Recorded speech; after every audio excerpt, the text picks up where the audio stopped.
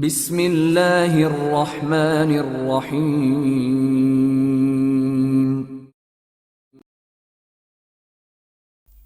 Diamond powder Imran series, مصنف مظہر کلیم M.A۔ Hotel مالیرو Ireland کا سب سے بڑا اور سب سے شاندار ہوٹل سمجھا جاتا تھا۔ ہوٹل مالیرو کے انتہائی وسیع و عریض اور انتہائی خوبصورت انداز میں سجے ہوئے ہال میں روشنیاں انتہائی مدھم رکھی جاتی تھیں، اور پھر ایک طرف موجود آرکیسٹرا مسلسل دھیمے دھیمے سروں میں موسیقی بجاتا رہتا تھا۔ یہی وجہ تھی کہ ہال میں انتہائی خوابناک اور رومانٹک ماحول طاری رہتا تھا۔ پھر چونکہ ہوٹل مالیرو میں بڑے بڑے رؤسا، لارڈ اور اعلیٰ آفیسران بھی آتے تھے، اس لیے یہاں رکھ رکھاؤ کا بھی بہت خیال رکھا جاتا تھا۔ ہوٹل کے ہال کے ایک کونے میں اڈلر اور جینی بیٹھے ہوئے تھے۔ چونکہ ڈنر کا وقت ابھی کافی دیر بعد تھا، اس لیے وہ ڈنر سے پہلے ہال میں بیٹھے خوش گپیوں میں مصروف تھے۔ ان دونوں کے سامنے اپنی اپنی پسندیدہ شراب کے جام موجود تھے۔ اڈلر اور جینی نے طویل عرصے سے شادی کر رکھی تھی، لیکن شادی کے باوجود وہ دونوں علیحدہ علیحدہ ہی رہتے تھے۔ جینی بھی انتہائی قیمتی ہیروں کی اسمگلنگ میں ملوث تھی، اور اسے اپنا ایک چھوٹا سا گروپ بھی بنایا ہوا تھا، جس کی وہ سربراہ بھی تھی۔ اڈلر کی وجہ سے اسے اس اسمگلنگ کی بے حد سہولیات ملی ہوئی تھیں۔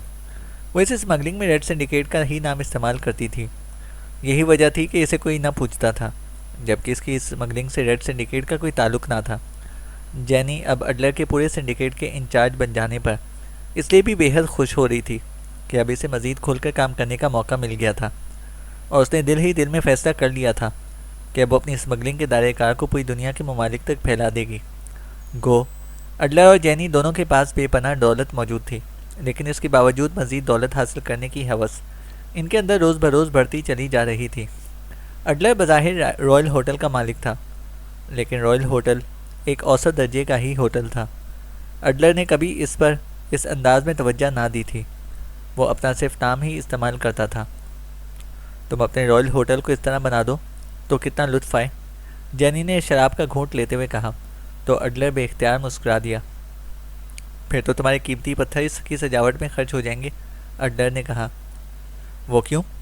میرے پتھروں کے خرچ ہونے کا کیا تعلق؟ کیا تمہارے پاس دولت کی کمی ہے؟ جینی نے منہ بناتے ہوئے کہا۔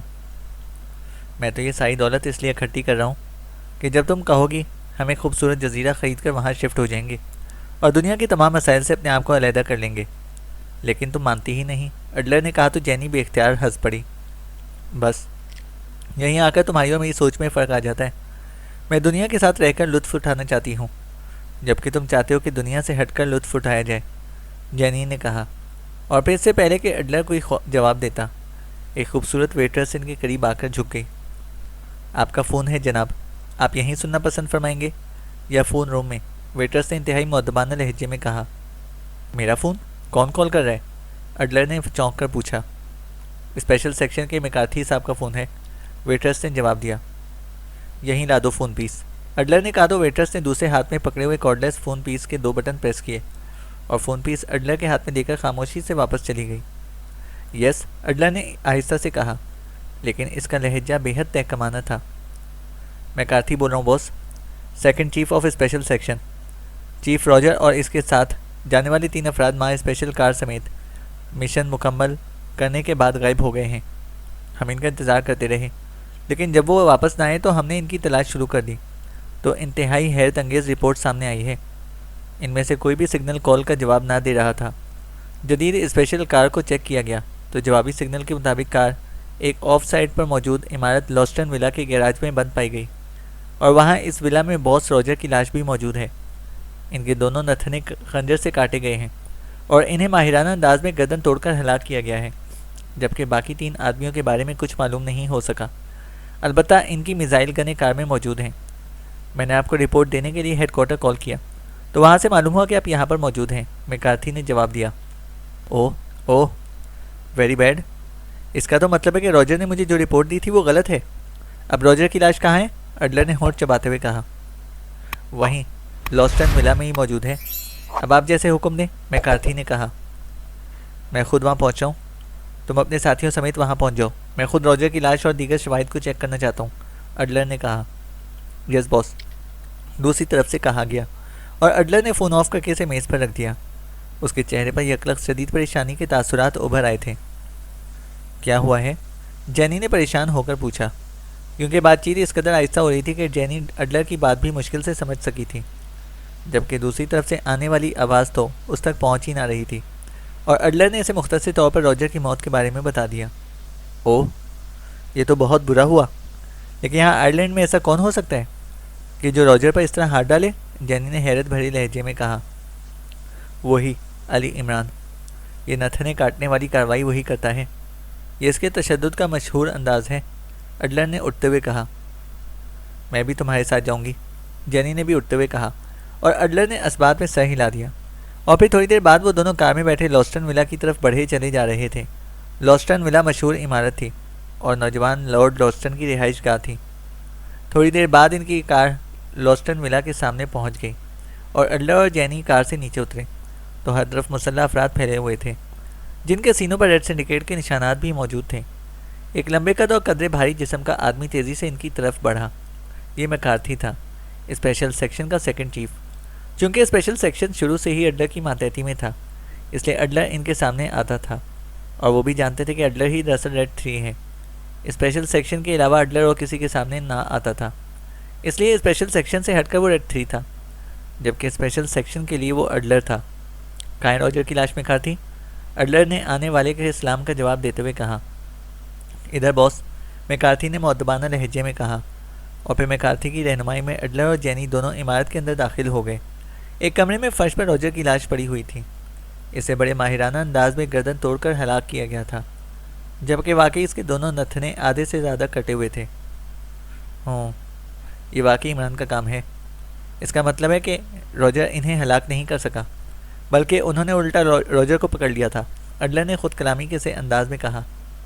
لیکن باس، باقی 3 آدمی کہاں گئے؟ میکارتھی نے مؤدبانہ لہجے میں کہا۔ تباہ ہونے والی کوٹھی سے پولیس کو جلے ہوئے انسانی ٹکڑے ملے ہیں، وہ عمران کے ساتھیوں کی بجائے راجر کے ساتھیوں کے ہوں گے۔ ویری بیڈ، انہوں نے لامحالہ راجر سے میرے متعلق معلوم کر لیا ہوگا، اور راجر کی وجہ سے میں نے چیف کو بھی اوکے رپورٹ دی تھی۔ اب تو ایک ہی صورت ہے کہ ہم انہیں خاموشی سے ٹریس کر کے ہلاک کر دیں، ورنہ تو مجھے بھی اور پورے اسپیشل سیکشن کو چیف کی طرف سے ریڈ کال دے دی جائے گی، اڈلر نے کہا تو جینی اور میکارتھی دونوں کے چہرے زرد پڑ گئے۔ اب کیسے انہیں پکڑو گے؟ یہ تو واقعی انتہائی خطرناک لوگ ہیں، جینی نے بے چین سے لہجے میں کہا۔ میکارتھی، اب راجر کی بجائے تم اسپیشل سیکشن کے چیف ہو، یہاں سے معلوم کرو کہ یہاں آنے والے لوگ کتنے تھے، ان کے حلیے لباسوں کی تفصیل معلوم کرو، پھر یہ لوگ یہاں سے کسی کار وغیرہ میں ہی گئے ہوں گے، اس بارے میں بھی تفصیلات معلوم کرو، اڈلر نے کہا۔ میں نے روسکی کو جو سب سے پہلے یہاں پر پہنچا تھا یہ ہدایات یہاں پہنچنے سے پہلے دے دی تھی باس، وہ اپنے 3 ساتھیوں سمیت اس کام میں مصروف ہے، میکارتھی نے جواب دیا، اور پھر اس سے پہلے کہ مزید کوئی بات ہوتی کمرے میں ایک نوجوان داخل ہوا اور اس سے بڑے مؤدبانہ انداز میں اڈلر اور جینی کو سلام کیا۔ یہ روسکی تھا۔ کیا ہوا روسکی؟ کچھ پتہ چلا ان لوگوں کے بارے میں؟ اڈلر نے آنے والے سے مخاطب ہو کر کہا۔ یس باس، سامنے کچھ فاصلے پر ایک چھوٹا سا مکان ہے، اس میں ایک بوڑھا رہتا ہے، اس نے بتایا کہ وہ اپنے مکان کی چھت پر موجود تھا کہ اسے ریڈ سیکشن کی کار کو ولا میں آتے ہوئے دیکھا تو وہ بے حد حیران ہوا اور اس نے باقاعدہ دوربین سے چیکنگ شروع کر دی۔ میں اس بوڑھے کو ساتھ لے کر آیا ہوں، آپ چاہیں تو اسے خود معلومات حاصل کر لیں، اسے ان لوگوں کو واپس جانے تک دیکھا ہے، روسکی نے انتہائی مؤدبانہ لہجے میں کہا۔ بلاؤ سے، اڈلر نے کہا تو روسکی تیزی سے مڑا، اور تھوڑی دیر بعد جب وہ دوبارہ اندر داخل ہوا تو اس کے ساتھ ایک بوڑھا آدمی موجود تھا جس کے چہرے پر شدید خوف کے تاثرات نمایاں تھے اور اس کا جسم آہستہ آہستہ کانپ رہا تھا۔ میں بوڑھا آدمی ہوں، مجھے معاف کر دیں جناب، بوڑھے نے انتہائی بے چارگی سے پر لہجے میں کہا۔ ہم تمہیں معاف کر دیں گے، لیکن تمہیں سب کچھ سچ سچ بتانا ہوگا، ورنہ تم جانتے ہو کہ ہم تمہیں تمہارے مکان سمیت جلا کر راکھ کر سکتے ہیں، اڈلر نے گونجدار لہجے میں کہا۔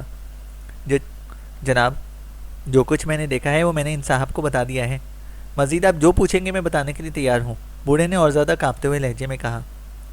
شروع سے بتاؤ اور پوری تفصیل کے ساتھ، کوئی بات نہ رہ جائے، اڈلر نے کہا۔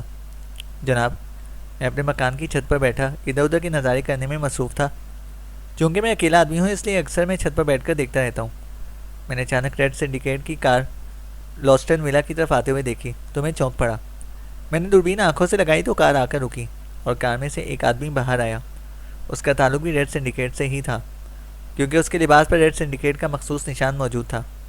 اس لمحے لارڈ لاسٹن اپنی بیوی اور بچوں سمیت باہر آیا پھر وہ اس آدمی سے بات کرتا رہا. پھر وہ اپنی کار میں بیٹھ کر چلے گئے. ان کے جانے کا انداز ایسے تھا جیسے وہ موت سے بچ کر جا رہے ہوں. جب تک یہ آدمی لارڈ لاسٹن سے بات کرتا رہا. اس کے ساتھی جن میں سے ایک مقامی اور عام سے قد و قامت کا نوجوان تھا اور 2 قوی ہیکل نیگرو تھے, کار میں بیٹھے رہے. پھر لارڈ لاسٹن کے جانے کے بعد یہ تینوں کار سے باہر آ گئے. پھر ایک نیگرو مڑ کر ڈرائیونگ سیٹ پر بیٹھ گیا, جبکہ دوسرے نیگرو نے کار میں سے کسی بے ہوش شخص کو کاندھے پر لادا. اس کے بعد کار بھی اندر گیراج میں لے کر جائی گئی اور باقی افراد بھی عمارت کے اندر چلے گئے. پھر تقریباً 3 گھنٹوں بعد چاروں افراد, جن میں سے 2 نیگرو اور 2 مقامی تھے, لارڈ لاسٹن کی مخصوص جیپ میں بیٹھ کر واپس چلے گئے. ان کے جانے کے بعد میں یہاں پر آیا اور میں نے اندر جھانکا تو یہاں لاش پڑی ہوئی تھی. میں خوف کے مارے واپس چلا گیا. چونکہ مسئلہ ریڈ سنڈیکیٹ کا تھا اس لیے میں خاموش رہا اور میں نے پولیس کو اطلاع نہ کی. پھر یہ صاحب آئے. چونکہ ان کے سینے پر ریڈ سنڈیکیٹ کا نشان موجود تھا اس لیے ان کے پوچھنے پر میں نے انہیں سب کچھ سچ بتا دیا. پھر یہ مجھے یہاں پر لے کر آئے ہیں. بوڑھے نے رک رک کر پوری تفصیل بتاتے ہوئے کہا. جیپ کا نمبر, اس کا ماڈل, رنگ وغیرہ بتاؤ. اڈلر نے کہا تو بوڑھے نے ساری تفصیل بتا دی. جب یہ لوگ واپس گئے تو کیا ان کے لباس اور چہرے بدلے ہوئے تھے یا وہی تھے پہلے والے؟ اڈلر نے پوچھا. صرف ایک آدمی کا چہرہ مختلف تھا, باقی کے ویسے ہی تھے, لیکن ان کے لباس وہی تھے جناب, بوڑھے نے جواب دیا. ان کے باری باری حلیے بتاؤ اور ان کے لباسوں کی تفصیل بتاؤ, اڈلر نے پوچھا. تو بوڑھے نے واقعی اس قدر تفصیل سے جواب دیا جیسے وہ خاص طور پر حلیے اور لباس کے بارے میں ہی چیکنگ کرتا رہا ہو. کیا تم نے جو کچھ بھی بتایا ہے وہ 100% درست ہے؟ اڈلر نے پوچھا. یس سر, بوڑھے نے جواب دیا. اوکے, جاؤ, تمہاری جان بخش دی گئی ہے, جاؤ, اڈلر نے کہا تو بوڑھے نے سلام کیا اور پھر مڑ کر اس قدر تیزی سے باہر کی طرف لپکا کہ جیسے اس کے پیچھے پاگل کتے لگ گئے ہوں. میکارتھی, تم نے پوری تفصیل سن لی ہے نا؟ اڈلر نے بوڑھے کے جانے کے بعد میکارتھی سے پوچھا. یس سر, میکارتھی نے جواب دیا. پورے آئرلینڈ میں اپنے آدمیوں کو پھیلا دو, ولف سیکشن کو بھی اپنے ساتھ ملا لو. مجھے کل صبح ہونے سے پہلے ان چاروں افراد کی لاشیں چاہیے, سمجھے؟ لاشیں جس پر بھی شک و بغیر کسی پوچھ گچھ کے ہلاک کر دو. بعد میں انکوائری کرنا. مجھے بہرحال لاشیں ہی چاہیے ان کی. اور یہ بھی سن لو کہ اب میرا اور تمہارا رابطہ صبح ہوگا, اس سے پہلے نہیں. اور صبح کو اگر تم نے ناکامی کی رپورٹ مجھے دی تو پھر تمہیں بھی ریڈ کال دی جا سکتی ہے, اڈلر نے سخت لہجے میں کہا. یس باس, آپ بے فکر رہیں. اب ہمارے پاس ان کے بارے میں پوری تفصیل آ گئی ہے, خاص طور پر ان 2 نیگروز کے مخصوص قد و قامت ہیں جن سے یہ آسانی سے پہچانے جائیں گے. ہم انہیں چند گھنٹوں میں ہلاک کر دیں گے, میکارتھی نے کہا. اوکے, اڈلر نے کہا اور واپس مڑ گیا. تھوڑی دیر بعد اس کی کار لاسٹن ولا سے واپس جا رہی تھی. تم نے میکارتھی کو صبح ملنے کی بات کیوں کی؟ کیا تمہارے ذہن میں کوئی خاص پلاننگ ہے؟ سائڈ پر بیٹھی ہوئی جینی نے کہا. ہاں, میں نے فیصلہ کر لیا کہ جب تک یہ لوگ ہلاک نہیں ہو جاتے میں کسی خفیہ جگہ پر چھپا رہوں گا, اڈلر نے کہا. وہ کیوں؟ تمہیں کیا خطرہ ہے؟ تمہارے بارے میں تو وہ جانتے ہی نہیں ہوں گے, جینی نے چونک کر کہا. میں سیکرٹ ایجنٹ رہا ہوں جینی, اس لیے مجھے معلوم ہے کہ یہ لوگ کس انداز میں کام کرتے ہیں. راجر کو وہاں سے اغوا کر کے یہاں لے آنا اور پھر اس پر مخصوص انداز میں تشدد کرنے کا مطلب یہی ہے کہ انہوں نے لامحالہ اس سے میرے بارے میں تفصیل معلوم کر لی ہوگی.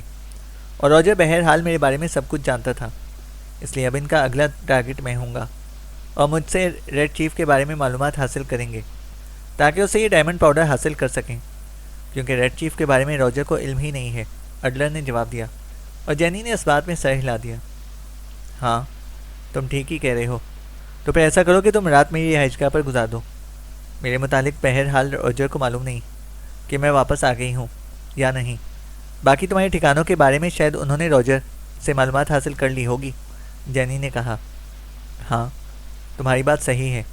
راجر سے میرا کوئی ٹھکانہ بھی چھپا ہوا نہیں ہے. وہ میرا خاص الخاص آدمی تھا اور عمران بہت ذہین اور شاطر ذہن کا مالک ہے. ٹھیک ہے, میں تمہارے پاس ہی رہوں گا, اڈلر نے کہا تو جینی کے چہرے پر مسرت کے تاثرات ابھر آئے. اس کار کو کسی پبلک پارکنگ میں چھوڑ دو, ہم بس کے ذریعے چلے جائیں گے, ورنہ ہو سکتا ہے کہ اس خصوصی کار کی وجہ سے بھی ہم ان کی نظروں میں آ جائیں. جینی نے کہا تو اڈلر بے اختیار مسکرا دیا. کیا بات ہے, تمہارا ذہن تو مجھ سے بھی تیز چلنے لگ گیا ہے, اڈلر نے مسکراتے ہوئے کہا اور جینی بے اختیار ہنس پڑی. تمہاری حفاظت کا مسئلہ جو ہے, جینی نے جواب دیا اور اڈلر بھی اس کی بات پر بے اختیار ہنس پڑا. پھر واقعی اڈلر نے کار پبلک پارکنگ میں روکی اور پھر وہ دونوں کار سے اتر کر بس ٹرمینل کی طرف بڑھ گئے. یہاں چونکہ بسوں پر سفر کا انتہائی شاندار انتظام تھا اس لیے وہ بڑے اطمینان سے بس میں بیٹھ کر مارٹن روڈ پر اتر گئے, جہاں سے وہ پیدل ٹاؤن لگژری پلازا کی طرف بڑھتے چلے گئے. جس میں جینی کا انتہائی شاندار لگژری فلیٹ تھا۔ تھوڑی دیر بعد وہ دونوں فلیٹ پر پہنچ گئے اور جینی نے پرس سے ایک مخصوص انداز کی چابی نکالی اور اسے جیسے ہی دروازے کی ایک سائڈ پر رکھا، دروازہ خود بخود کھلتا چلا گیا۔ آؤ، جینی نے مسکراتے ہوئے کہا، اور وہ دونوں ایک دوسرے کے پیچھے اندر داخل ہو گئے۔ لیکن جیسے ہی وہ اندر داخل ہوئے انہیں یوں محسوس ہوا جیسے ان کے گلے کسی سخت شکنجے میں پھنس گئے ہوں، اور پھر ان کے قدموں تلے سے زمین نکلتی چلی گئی۔ چیخنے کے لیے ان کے منہ کھلے ضرور، لیکن گلے پر موجود شکنجے اس قدر سخت تھے کہ ان میں سے کسی ایک کی بھی آواز تک نہ نکل سکی، اور ان کے ذہن پر تاریک پردہ پھیلتا چلا گیا۔ اب ان دونوں کو ہوش میں لے آؤ، عمران نے جوانا سے کہا، تو عمران کے ساتھ کھڑے ہوئے جوانا نے قدم آگے بڑھایا اور پھر کرسی پر بے ہوشی کے عالم میں جکڑے ہوئے اڈلر کا ناک اور منہ دونوں ہاتھوں سے بند کر دیا۔ چند لمحوں بعد جب اس کے جسم میں حرکت کے تاثرات ابھرنے لگے تو اس نے دونوں ہاتھ ہٹائے اور جینی کے منہ پر ایک ہاتھ رکھ کر اس کا ناک اور منہ بند کر دیا۔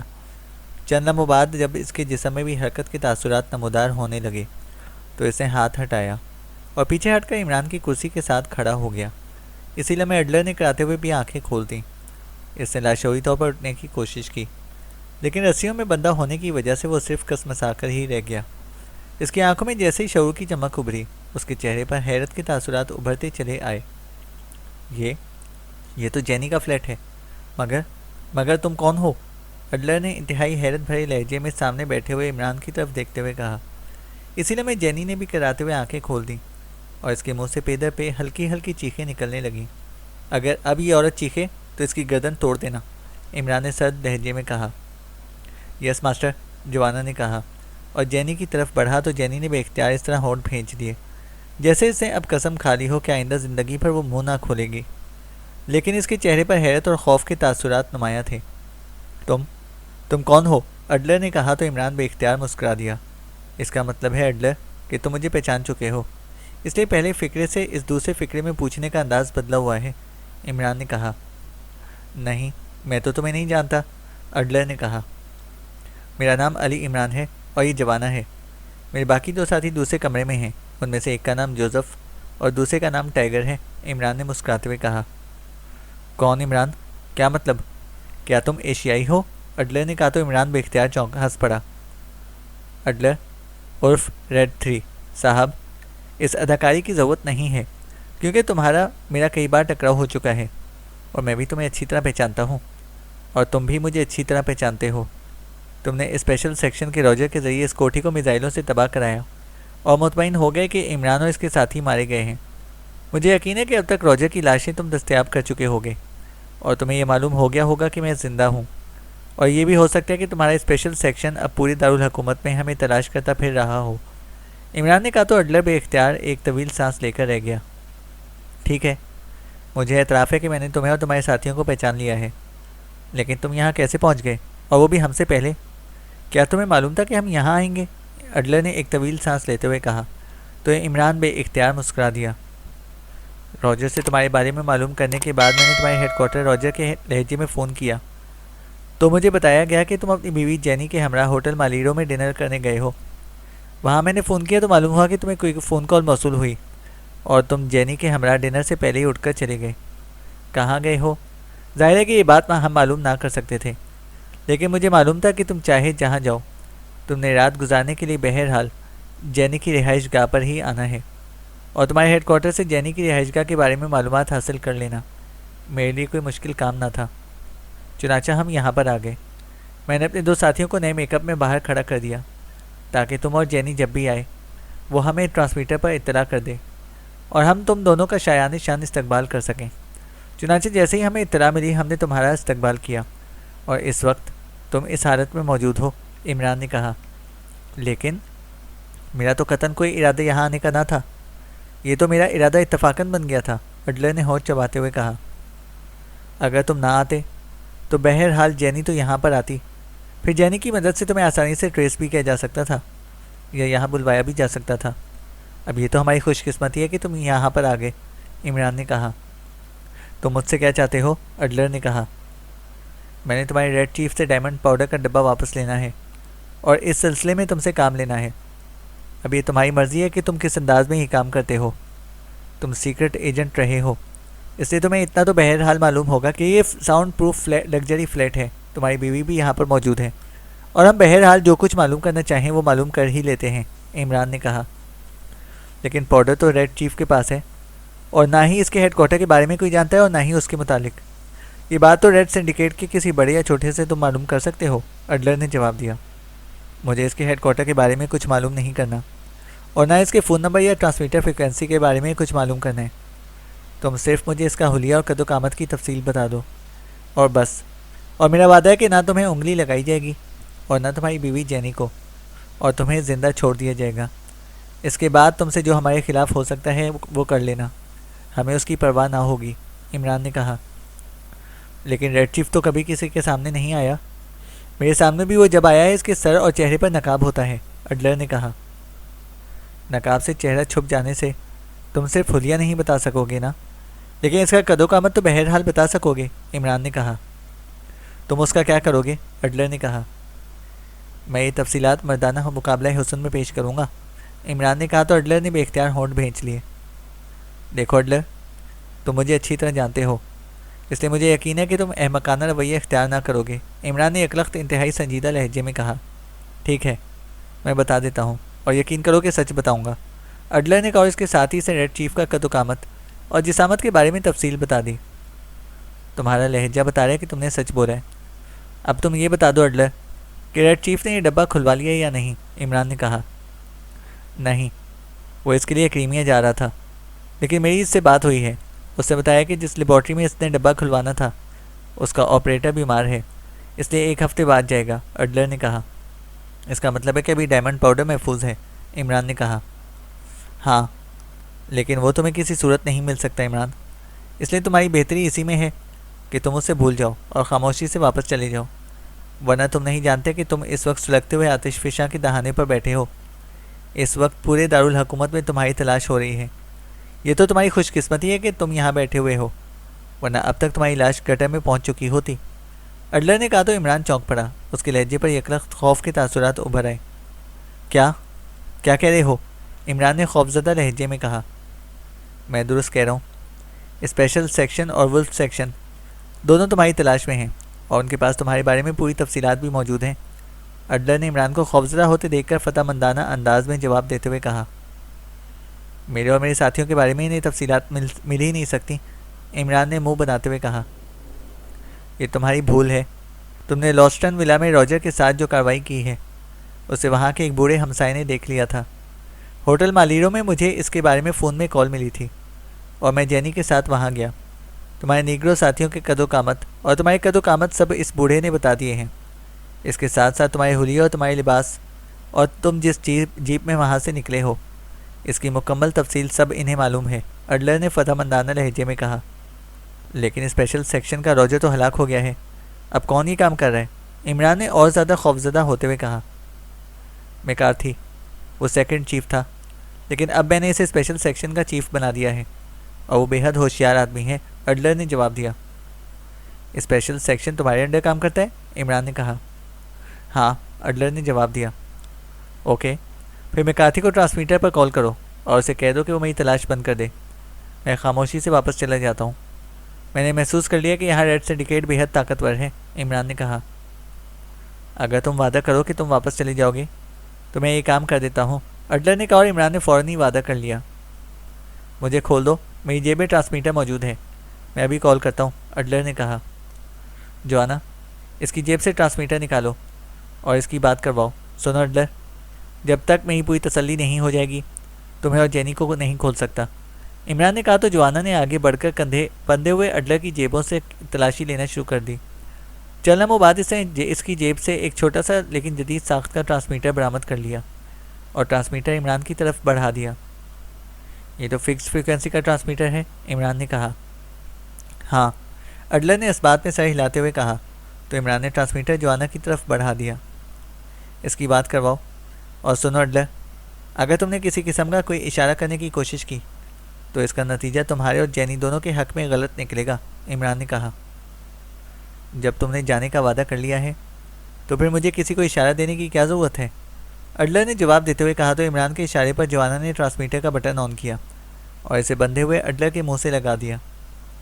Hello hello, red 3 calling, over. Adler ने बार बार कॉल देते हुए कहा। Yes boss, McCarthy attending you, over. चंद लम्हों बाद एक मर्दाना आवाज़ सुनाई दी। सुनो, मेरा इस पाकिस्तानी अली इमरान से रब्ता हो गया है।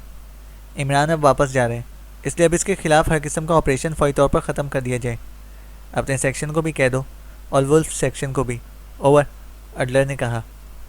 यस सर, ओवर, दूसरी तरफ से कहा गया। ओवर एंड ऑल, अडलर ने जवाब दिया तो जोआना साथ साथ बटन ऑन ऑफ करता रहा था। ट्रांसमीटर मुकम्मल तौर पर ऑफ कर दिया। अब वो फ़ोन नंबर बता दो जिस पर तुम चीफ से बात करते हो, इमरान ने कहा। तुम क्या करोगे उसका?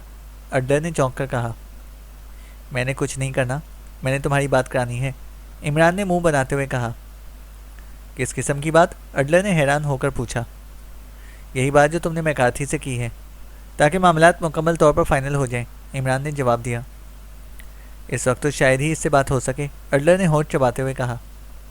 तुम कोशिश तो कर सकते हो, नंबर बताओ, इमरान ने कहा तो अडलर ने फ़ोन नंबर बता दिया।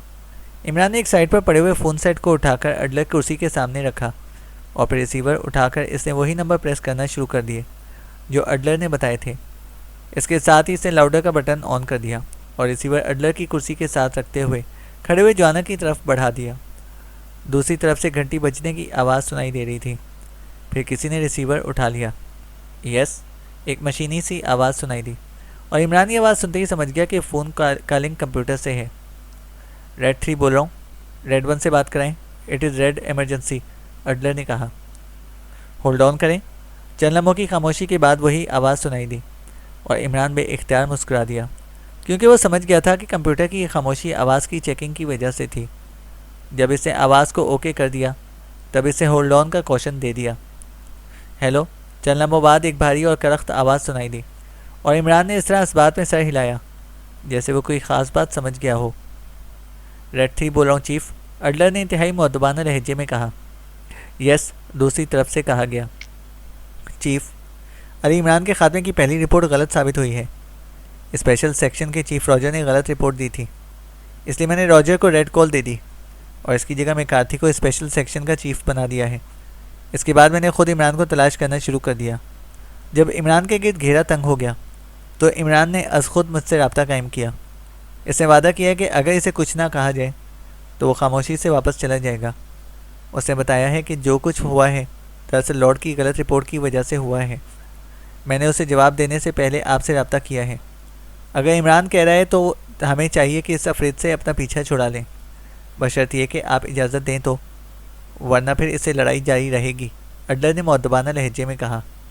उसने कहाँ से रब्ता किया है? रेड चीफ ने पूछा। किसी खुफिया मकाम से, अडलर ने जवाब दिया। क्या उसके वादे पर एतबार किया जा सकता है? चीफ ने कहा। यस चीफ, मैं इसकी फितरत समझता हूँ। वो अगर वादा कर ले तो इसे हर सूरत में निभाता है, अडलर ने कहा। ओके, ठीक है, अगर वो वादा कर लेता है तो इसे वापस जाने की इजाज़त दी जाती है। मैं ख्वाह की महाज आराई नहीं चाहता, लेकिन इसे वाज़ेह तौर पर बता देना कि अगर इसे वादा खिलाफ़ी करने की कोशिश की तो फिर इसे पूरी दुनिया में कहीं भी पनाह ना मिलेगी, चीफ ने इंतहाई सख्त लहजे में कहा। यस चीफ, अडलर ने कहा। ओके, दूसरी तरफ से कहा गया और इसके साथ ही रब्ता ख़त्म हो गया तो जवाना ने रिसीवर क्रेडल पर रख दिया। अब तो मुतमईन हो तुम, अब तो हमें खोल दो, अडलर ने कहा। सॉरी अडलर, मैं तुम्हें और जेनी को फौरी तौर पर ना खोल सकता हूँ और ना ही इस तरह बंदा छोड़कर जा सकता हूँ, इसलिए मैंने फ़ैसला किया कि तुम दोनों को बेहोश करके खोला जाए और हम वापस चले जाएं। जब तुम्हें होश आएगा इस वक्त तक हम पाकिस्तान रवाना हो चुके होंगे, इमरान ने कहा और कुर्सी से उठकर खड़ा हो गया। क्या तुम्हें मुझ पर एतमाद नहीं है? अडलर ने कहा। एतमाद है, तभी तो ज़िंदा छोड़कर जा रहा हूँ ना, इमरान ने मुस्कुराते हुए कहा। हमारी रस्सियाँ ढीली कर दो, अडलर ने कहा। तुम बेहोश होने से क्यों डर रहे हो? हम लोग तो बेहोश होने के आदी हो चुके हैं, बल्कि अब तो अगर हम पर बेहोशी तारी ना हो तो हमें बिल्कुल इस तरह बेचैनी शुरू हो जाती है जैसे नशे के आदमी का दशा टूटने से जिस्म टूटने लगता है।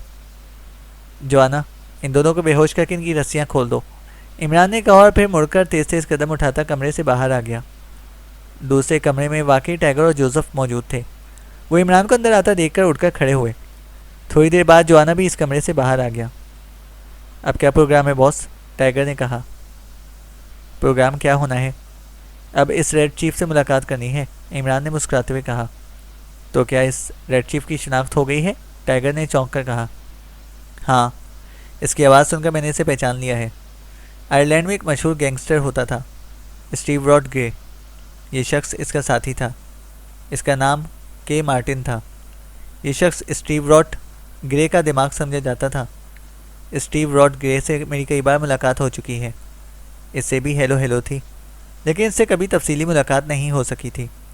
اسٹیو راڈ گرے کے ایک مقابلے میں مارا گیا تو پھر یہ شخص بھی اسکرین سے آف ہو گیا، لیکن اس کی مخصوص آواز میرے ذہن میں موجود تھی۔